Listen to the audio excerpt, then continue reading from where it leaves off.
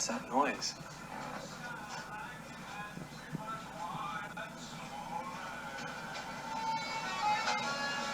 What are you doing?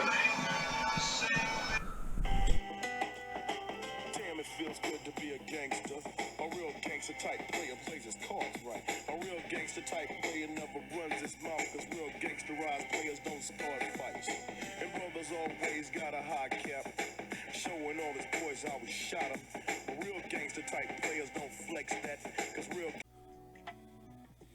Welcome back to In the Kitchen with OG Ange. On today's episode, we have sourdough donuts.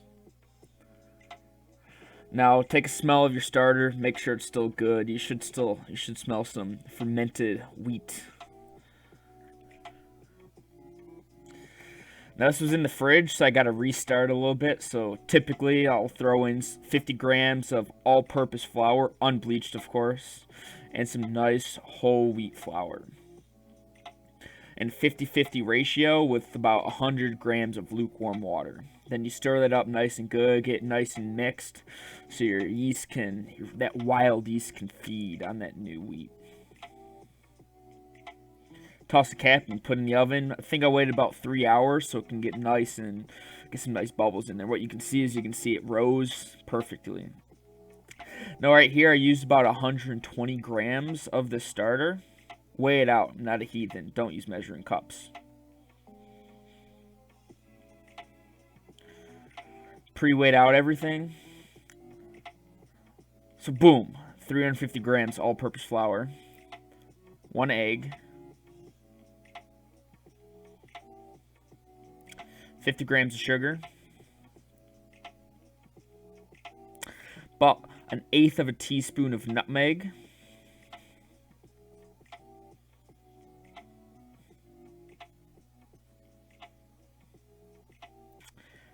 2 teaspoons of some rum. Normally you do some dark rum, but I only had white rum at this point.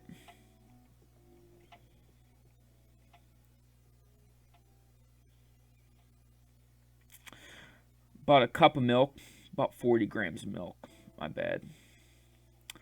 Put in the stand mixer with a dough hook. With this mixer, we just want to get nice and mixed. We're not proofing or kneading at this point. Took it off and let it rise for about 3-4 hours. Come back, about 20 grams of salt, put the dough hook back on, slowly add an entire stick of butter. And this is the point where you're going to let it mix for about 10 minutes to get it nice and kneaded. And cover and let it sit out at room temp for 10 hours so it can proof nice and good. I cut these into about 70-gram balls. Maybe it turned out a little too big, so if you're going to be doing this, maybe use around 50 grams. This came out to about 10 donuts. Lined it with some parchment paper and put it in the fridge so I could get some nice crust on them. The oil was at about 350 degrees, about 2 minutes each side. You'll see this first ball, I didn't flatten it correctly, and it ends up puffing up into almost like a meatball, which is bad because it didn't, after 2 minutes on each side.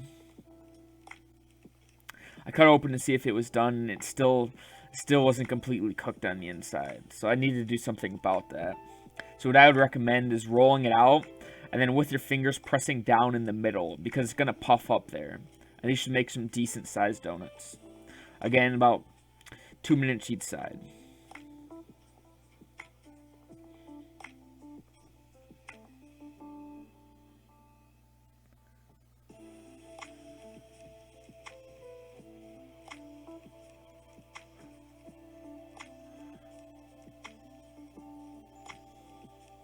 Okay.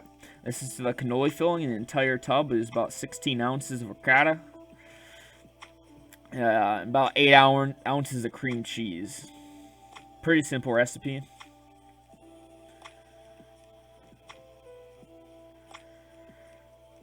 And just add some powdered sugar to taste.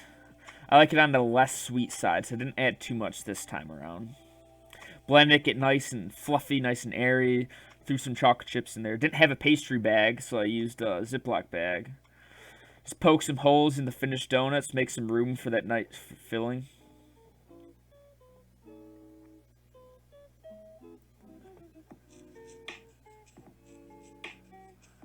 This actually worked out fairly well using this Ziploc bag. It was a mess last time I did it, but this time I was happy with how it turned out.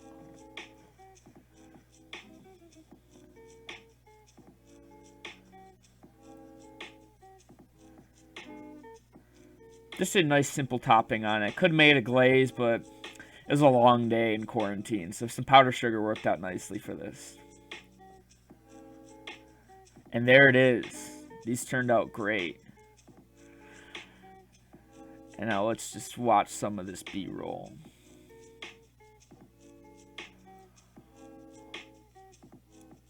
Oh, look at that. Look how great that is. I guess my yeast was more active than I thought it was, and I still got some nice air bubbles in there. So thank you for watching. Smash that like button below. Subscribe for my YouTube channel. And thank you for watching. Bye.